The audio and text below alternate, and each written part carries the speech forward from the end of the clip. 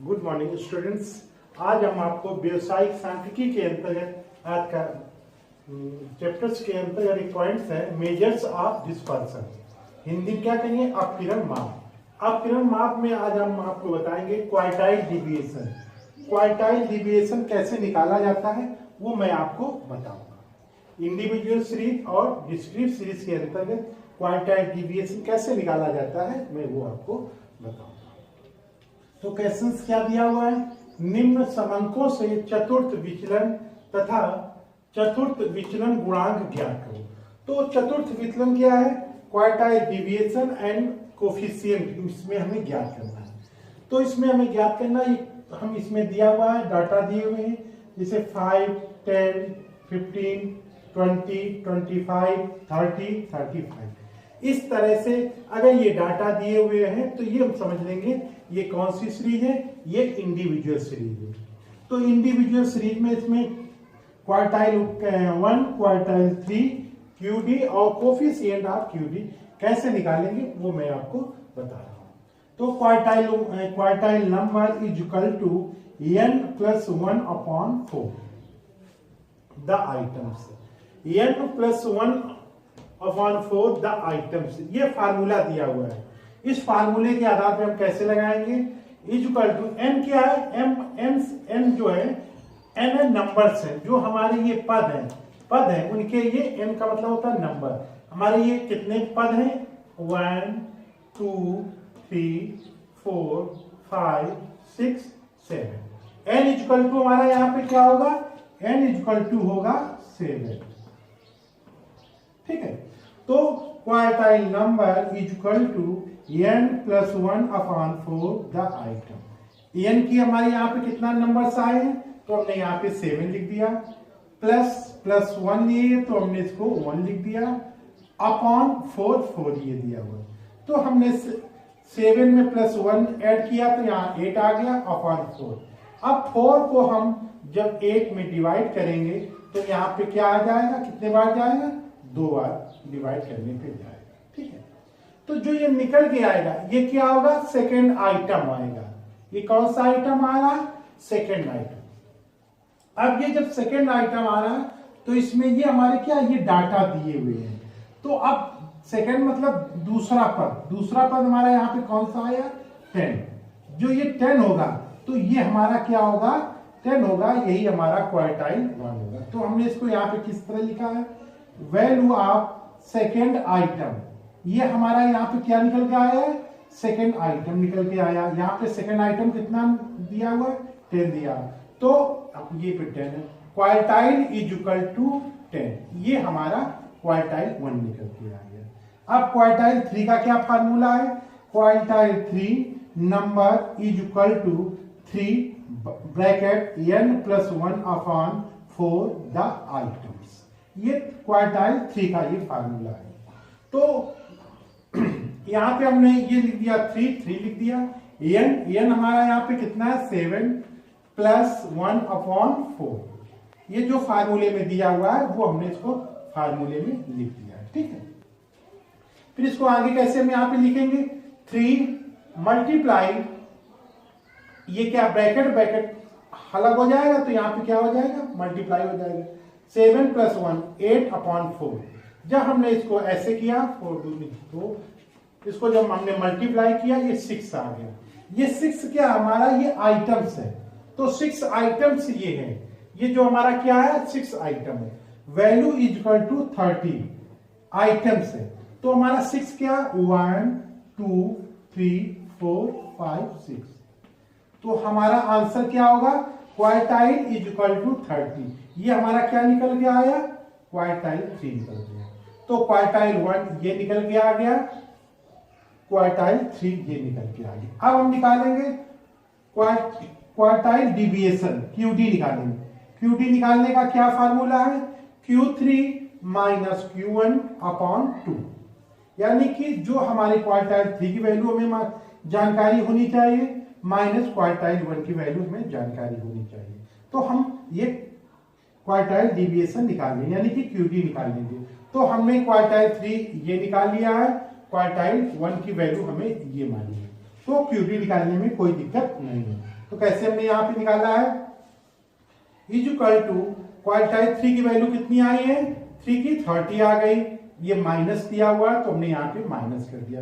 Quartile 1 की value यहाँ पे क्या दी हुई है, 10 दी हुई है, 10 दिया हुआ है, अपॉन ये 2 दिया हुआ तो 2 हमने ये दे दिया। तो अब हम क्या करेंगे, 30 से जब हमने 10 को डिवाइड किया माइनस किया तो ये क्या आ गया, 20 आ गया, 2 ये आ गया। 2 से जब हमने इसको डिवाइड किया तो ये 10 आ गया। तो ये जो 10 आया है, ठीक है, ये 10 आ गया। अब 10 क्या करेंगे, ये यहां पे हमने इसको लिख दिया। अब ये QD की वैल्यू इस तरह, ये QD की निकाल लेते हैं। अब कोफिशिएंट ऑफ QD कैसे निकालते हैं, is equal to Q3 minus Q1 upon Q3 plus Q1। ये कोफिशिएंट ऑफ QD निकालने का ये फार्मूला है। तो क्वार्टाइल 3 की वैल्यू हमारी कितनी है, ये 30 है तो हमने ये 30 लिख दिया, माइनस है तो माइनस हमने ये लिख दिया। क्वार्टाइल 1 की वैल्यू ये क्या है, 10 है तो 10 हमने ये लिख दिया, अपॉन क्वार्टाइल 3 की कितनी वैल्यू है, 30, ये प्लस है प्लस लिख दिया। क्वार्टाइल 1 की वैल्यू कितनी है, 10 है। तो हमने जब 30 से 10 हमने माइनस किया, 20 आ गया, 30 में प्लस जोड़ दिया 10 तो ये 40 आ गया, ठीक है। जब हमने 40 को 20 में डिवाइड कर दिया तो कितना आएगा, 0.5 आएगा।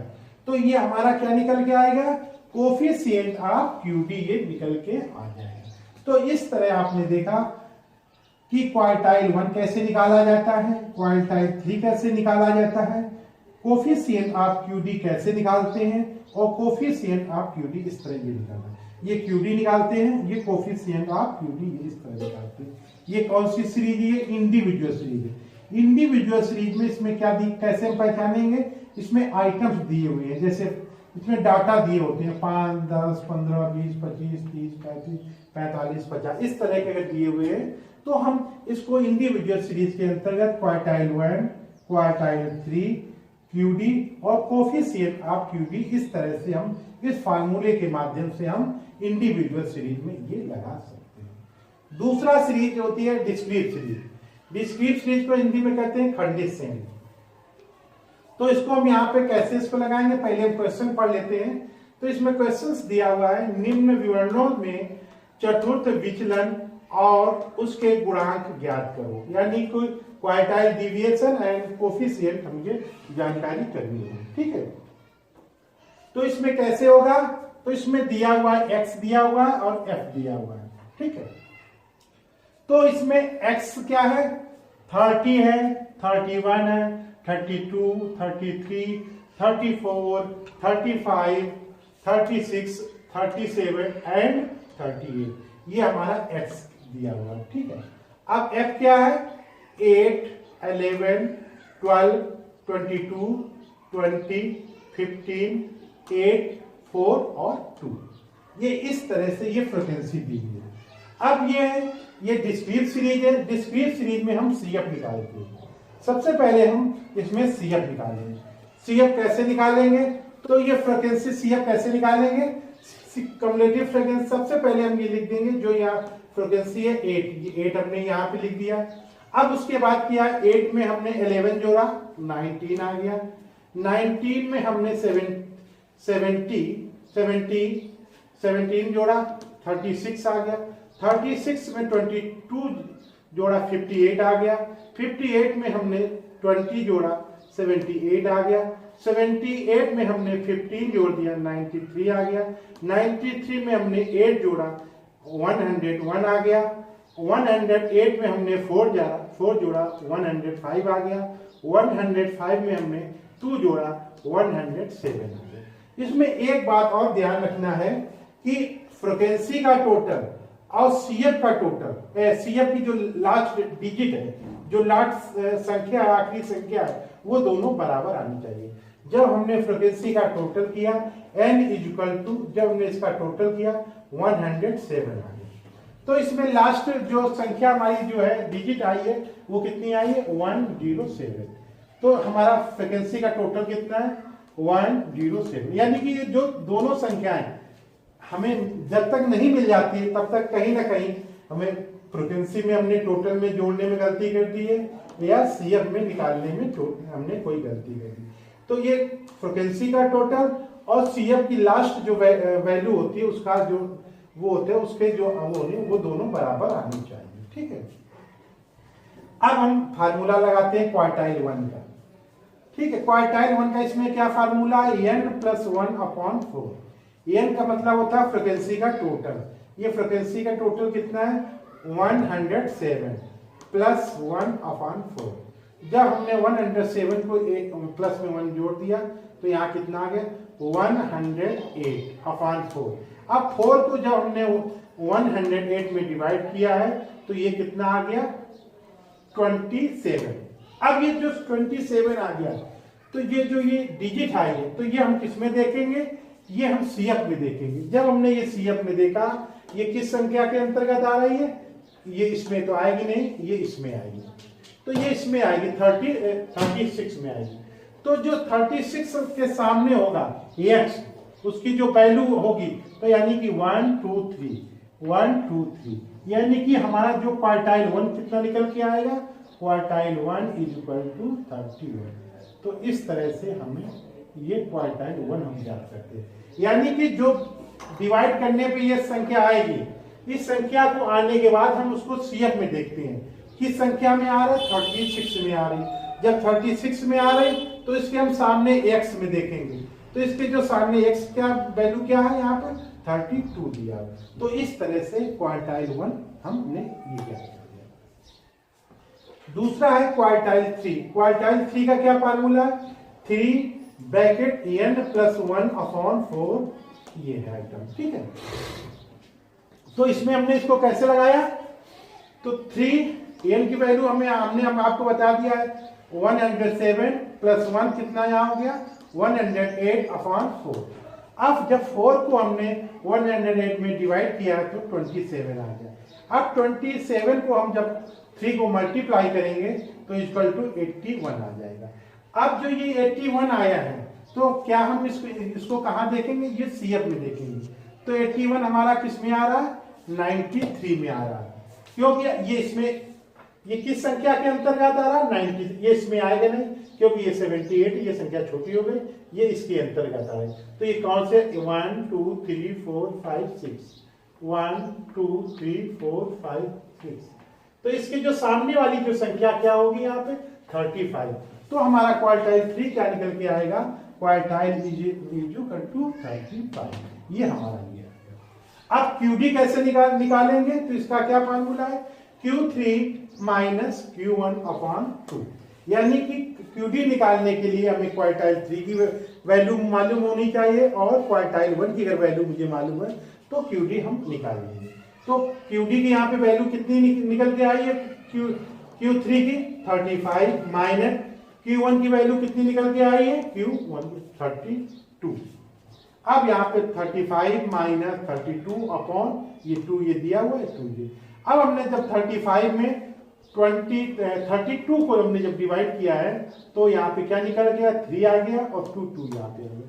अब 2 को हमने जब 3 में डिवाइड किया है तो =1.5।